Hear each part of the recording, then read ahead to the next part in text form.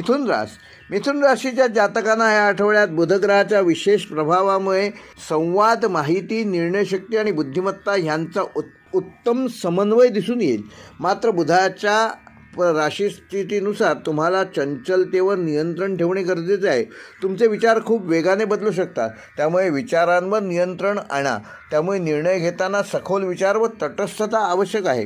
नवीन कल्पना आणि संधी तुम्हाला आकर्षित करतील. मात्र प्रत्येक गोष्ट प्रत्यक्षात आणण्याआधी त्याचा योग्य आढावा घ्या. या काळात भ्रम, अफवा आणि चुकीच्या माहितीचा त्रास तुम्हाला होऊ शकतो, त्यामुळे सत्य खात्री केल्याशिवाय पुढे जाऊ नका. मिथुन राशीच्या जातकांना हा आठवडा व्यावसायिक पातळीवर काही महत्त्वाचे बदल घेऊन येऊ शकतो. कामाच्या ठिकाणी तुमच्या कल्पनाशक्तीचे कौतुक होईल. संवाद कौशल्य आणि बौद्धिक क्षमता यांचा योग्य वापर केल्यास यश तुमचेच आहे. विशेषतः मार्केटिंग, सोशल मीडिया, पत्रकारिता, शिक्षण, लेखन, संगणक, माहिती तंत्रज्ञान आणि इव्हेंट मॅनेजमेंट क्षेत्रातील लोकांना नवीन संधी मिळू शकतात. तुम्ही जर नवीन प्रोजेक्टवर काम करत असाल तर त्याचे नियोजन व्यवस्थित करा. वरिष्ठांशी स्पष्ट संवाद साधा आणि वेळेवर काम पूर्ण करा. काही महत्त्वाच्या मीटिंग्स किंवा चर्चा ह्या आठवड्यात होऊ शकतात. तुमचं मन विचलित होणार नाही याची योग्य ती खबरदारी घ्या. व्यवसायात नवीन क्लायंट्स मिळण्याची शक्यता आहे. पार्टनरशिपमध्ये पारदर्शकता ठेवा. लेखी करार केल्याशिवाय कोणत्याही आर्थिक व्यवहारात पडू नका. आर्थिकदृष्ट्या हा आठवडा चांगला असून ग्रहांची कृपा तुमच्यावर असणार आहे, त्यामुळे जुन्या थकबाकीची वसुली होईल. एखादे पूर्वीचे अडकलेले पैसे मिळू शकतात. उत्पन्नाच्या नवीन संधी निर्माण होतील. विशेषतः ऑनलाईन मार्गाद्वारे तुम्ही नवीन उत्पन्नाचे मार्ग निर्माण करू शकता.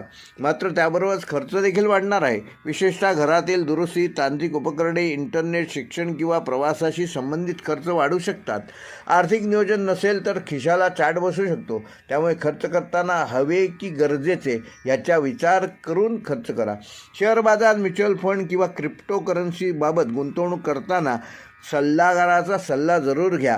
कोणत्याही अफवांवर विश्वास ठेवून पैसे गुंतवू नका.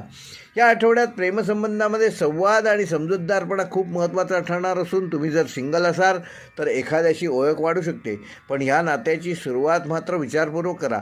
प्रेमाच्या आहारी जाऊन क्षणिक निर्णय घेणे टाळा. आकर्षण आणि प्रेम ह्याच्यातला फरक ओळखा. तुमच्या प्रिय व्यक्तीशी बोलताना हलक्या फुलक्या गोष्टी करा, पण त्याचवेळी त्यांची मतं आणि भावना समजून घेणे आवश्यक आहे. गैरसमज निर्माण होण्याची शक्यता आहे, त्यामुळे प्रत्येक गोष्ट स्पष्टपणे मांडा.